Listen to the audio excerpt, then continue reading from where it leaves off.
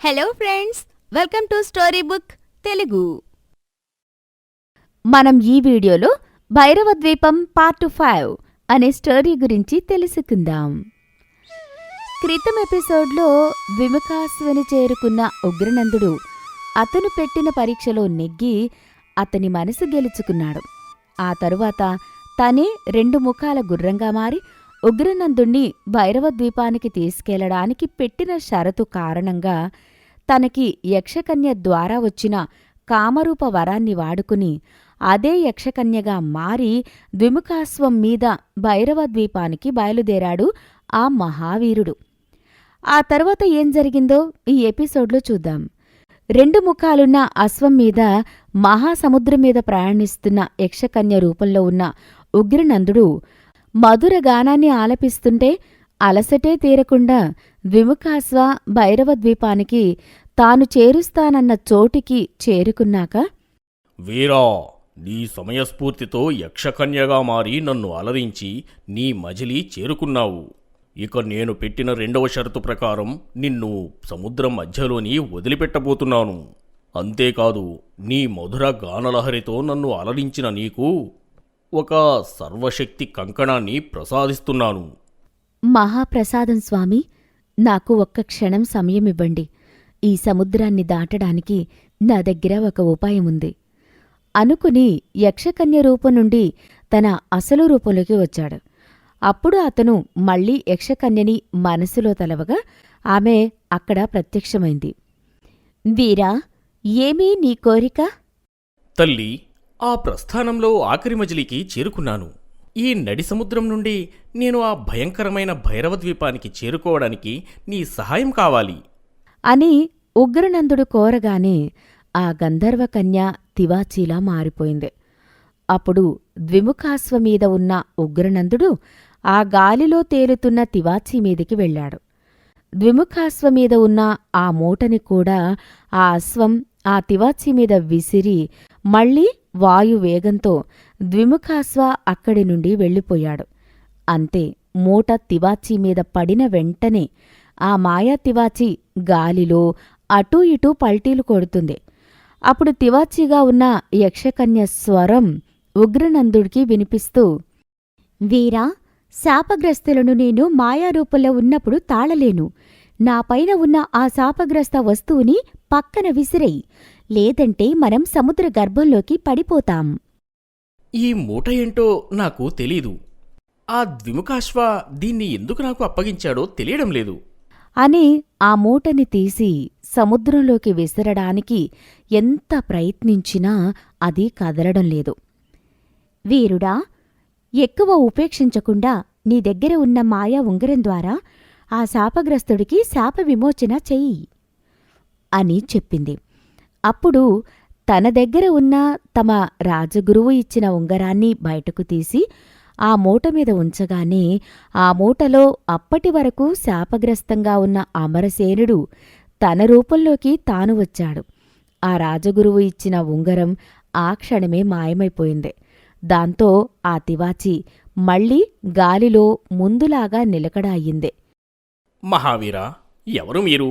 నా శాపాన్ని మీరెలా ఉపహరించగలిగారు అని అడగడంతో తివాచీగా ఉన్న గంధర్వకన్య ఇలా బదిలిస్తుంది.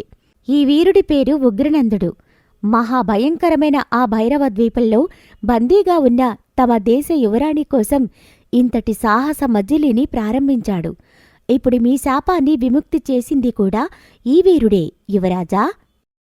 మిత్రమా ఉగ్రనందా, నీవు మాకు చేసిన సహాయానికి ఎల్లప్పుడూ మేము నీకు రుణపడి ఉంటాము.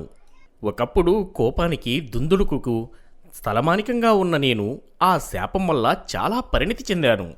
ఇప్పుడు స్థితమనస్కంగా నీకు మాట ఇస్తున్నాను. ఆ మహామాంత్రికుడిని అంతం చేయడంలో నీకు నా పూర్తి సహకారం ఉంటుంది. అది సరే మిత్రమా, ఇంతకీ మీకు ఆ మాంత్రికుడితో వైరమేముంది? మా రాజ్యాన్ని మూలపురుషులు తపోవనంగా పొందిన ఒక దివ్య రత్నావళి మణిని ఆ దుర్మార్గుడు తన స్వార్థం కోసం మా నుండి ఎత్తుకెళ్లాడు. అది మాలాంటి ప్రభువుల దగ్గర ఉంటే రాజ్యం, ప్రజలు సుభిక్షంగా ఉంటారు. అదే అటువంటి క్షుద్ర మాంత్రికుల దగ్గర ఉంటే అది లోక వినాశనానికే ఉపయోగపడుతుంది. అందుకే ఆ దుష్టుడి కంఠాన ఉన్న మా దివ్య రత్నావళిమణిని సాధించడానికే వచ్చాను. అంటూ తన సాహసయాత్ర ఇతివృత్తాన్ని ఉగ్రనందుడికి చెప్పాడు. అలా ఆ వీరులిద్దరూ చెయ్యి చెయ్యి కలిపి ఆ మరణభూమిలాంటి భైరవ ద్వీపంలో అడుగుపెట్టారు. అప్పుడు తివాచీగా ఉన్న యక్షకన్య ఉగ్రనందుడితో, వీరా, ఈ మాయల దీవిలో ఏ నరుడైనా 10 అడుగులు వేయగానే ఇక్కడి నేల అతనికి మరణకూపమవుతుంది. అందుకే మీరిరువురూ జాగ్రత్తగా వ్యవహరించండి. విజయోస్తు అని ఆశీర్వదించి ఆ యక్షకన్య మాయమైపోయింది. మిత్రమా, ఆ యక్షకన్య హెచ్చరికకి అర్థమేమిటో నాకు అర్థం కాలేదు. కంగారు పడుకు మిత్రమా, ఆ హెచ్చరికని దాటే ఉపాయం నా దగ్గర ఉందిలే అని తనకి యక్షకన్య ఇచ్చిన కామరూప మంత్రాన్ని పఠించి ఉగ్రనందుడు కూడా మహా తాబేలుగా మారిపోతాడు. మిత్రమా, నా డెక్కని తెరుచుకుని లోనికి రా. మనం ఆ మాంత్రికుడి గుహలోనికి పోదాం అనడంతో అమరసేనుడు ఆ తాబేలు పైడెక్కను తెరుచుకొని అందులోకి ప్రవేశించాడు. అలా మనుషులు నడవలేని ఆ భూమిపైన తాబేలుగా మారి ఆ వీరులిద్దరూ మాంత్రికుడి గుహలోనికి వెళ్లారు. అక్కడ ఆ మాంత్రికుడి బందీలుగా ఉన్న యువరాణులు, అనగదేశ చక్రవర్తి అయిన వజ్రభోజుడు, మరికొందరు సాధువులు బందీలుగా ఉండడం చూశాడు ఉగ్రనందుడు. ఆ తరువాత తనను తానే తాబేలు రూపం నుండి తన అసలు రూపంలోకి వచ్చాడు. అతనిలో దాక్కున్న అమరసేనుడు కూడా తన యథారూపంలో అక్కడ ఉన్నాడు. చూడు మిత్రమా, ఆ దుర్మార్గుడి బందీలుగా ఎందరూ ఉన్నారో. కంగారు పడుకు మిత్రమా, ఇంకెంతసేపు వారు ఇక్కడ బందీలుగా ఉంటారు చెప్పు. మరి కాసేపట్లో ఆ మాయావిని అంతం చేసి మనమే వారి చెరను విడిపిస్తాం అని అన్నాడో లేదో ఆ వీరులిద్దరి మీద మాయా పంజరాలు వచ్చిపడ్డాయి. ఊహించని విధంగా వాళ్ళిద్దరూ కూడా ఆ మాంత్రికుడి చెరలో పడిపోయారు. ఎవరో నా కళ్ళు కప్పి నా మాయాద్వీపంలోకి ప్రవేశించడమే కాక నన్నే అంతం చేయాలని ఆలోచిస్తున్నారా? ఇప్పుడు నా మాయా పంజరాన్ని తప్పించుకోండి. ఆ తరువాత నా అంతాన్ని చూడొచ్చు అంటూ ఆ మాంత్రికుడు వికటాట్టహాసం చేశాడు. అప్పుడు స్వతహాగా ఆవేశపరుడైన అమరసేనుడు ఆ మాయా పంజరాన్ని తాకబోతే దాని శక్తి అమరసేనుడి ఒంట్లో ఉన్న శక్తిని లాక్కుంది. దాంతో అమరసేనుడు నీరసపడిపోయాడు. ఏరా మహావీరుడా, చూశావుగా నీ స్నేహితుడి పరిస్థితి. ఇక మిగిలింది నీ వంతు. నీకు నా మాయా పంజరాన్ని తాకాలని ఉంటే తాకి చూడు. ఓరి మూర్ఖుడా, ఆ మాత్రం తెలియకుండా ఇంత ప్రమాదకరమైన నీ ద్వీపానికి వస్తానా నేను? నీ గురించి, నీ ద్వీపం గురించి అన్నీ క్షుణ్ణంగా తెలుసుకున్నాకే వచ్చానురా. ఈ నీ మాయా పంజరాన్ని తాగితే నేనేమవుతానో నాకు తెలీదా? అందుకే దీన్ని ఎలా పటాపంచలు చేయాలో నాకు తెలుసు అని ఆ పంజరంలో తన కాలి దగ్గర కనిపించిన మయూరికా నుండి జారిపడిన ఒక నెమలి పించాన్ని తన చేతిలోకి తీసుకున్నాడు. తనకి ద్విముఖాస్వ వరంగా ఇచ్చిన అనంత శక్తిగల మాయా కంకణాన్ని తన చేతికి ధరించి ఆ కంకణం ఉన్న చేతిలోకి ఆ నెమలి పించాన్ని తీసుకోగానే అది ఒక వజ్ర ఖడ్గంగా మారింది. ఆ శక్తివంతమైన వజ్ర ఖడ్గంతో ఆ పుంగనవర్ధనుడి మాయా పంజరాన్ని తాకగానే ఆ భైరవ ద్వీపంలో ఉన్న ఆ మాంత్రికుడి గుహ మొత్తం ప్రకంపించింది. ఆ తర్వాత ఉగ్రనందుడి చేతిలోని వజ్ర ఖడ్గంతో పాటు అమరసేనుడి మీద ఉన్న పంజరం, ఉగ్రనందుడి మీద పడిన ఆ మాయాశక్తి పంజరాలు కూడా మాయమైపోయాయి. మరోవైపు కంఠీరవ రాజ్యంలో రాజగురువు తన శక్తి పంజరంలో బంధించిన మయూరిక చుట్టూ ఉన్న ఆ మాయా పంజరం కూడా పటాపంచలైపోయింది.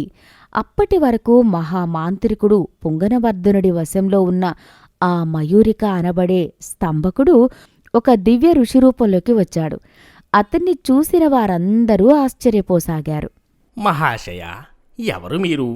ఇంతకాలం ఆ మాయా మయూర రూపంలో ఎందుకు ఉన్నారు అని అడగడంతో తను ఏ విధంగా ఆ మాంత్రికుడు పొంగనవర్ధనుడి వశంలోకి రావలసి వచ్చిందో, ఎంతకాలం అతని దుర్మార్గాలలో ఎందుకు పాలు పంచుకోవలసి వచ్చిందో అన్నీ చెప్పాడు. ఇప్పుడు తనకి మాయావశం నుండి విముక్తి కలిగించిన వ్యక్తి ఎవరో తన దివ్యదృష్టితో చూసిన ఆ ఋషి, మీ రాజ్య యువరాణిని కాపాడడానికి వెళ్ళిన ఆ మహావీరుడే నా దుస్థితిని తప్పించాడు. కనుక నేను ఆ మాంత్రికుడిని అంతం చేయడంలో ఆ వీరుడికి సహాయం చేసి అతని రుణం తీర్చుకోవాలి. ఇక సెలవు అని ఆ ఋషి అక్కడ మాయమైపోయాడు. మరోవైపు తన శక్తి పంజరాన్ని పటాపంచలు చేసిన ఉగ్రనందుడిపై తన అనేక శక్తులతో దాడి చేస్తున్నాడు ఆ మాంత్రికుడు. కాని ఉగ్రనందుడి చేతికి ఉన్న ఆ అనంత శక్తి కంకణం వల్ల ఆ మాంత్రికుడి శక్తులేవీ ఉగ్రనందుడి ముందు నిలవడం లేదు. అలా ఆ మాయా కంకణాన్ని కోరి ఒక ప్రచండ ఖడ్గాన్ని అందుకున్న ఉగ్రనందుడు దాంతో ఆ మాంత్రికుడి మీద నేరుగా దాడికి దిగాడు.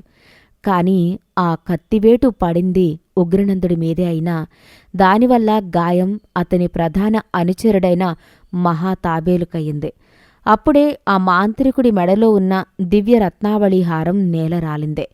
అప్పుడు ప్రాణం విడవబోతూ ఆ మహాతాబేలు, వీరా, ఈ దుష్టుడి అంతం ఇలా ఆయుధాలతో కాదు, ప్రచండ జ్వాలలతో ఈ ద్వీపం మొత్తం నలువైపుల నుండి ఒకేసారి తగలబడితేనే ఆ దుర్మార్గుడికి అంతం జరుగుతుంది అని చెప్పి ఇంతకాలం మాంత్రికుడి బంటుగా ఉన్న ఆ తాబేలు చనిపోయింది. అంతే.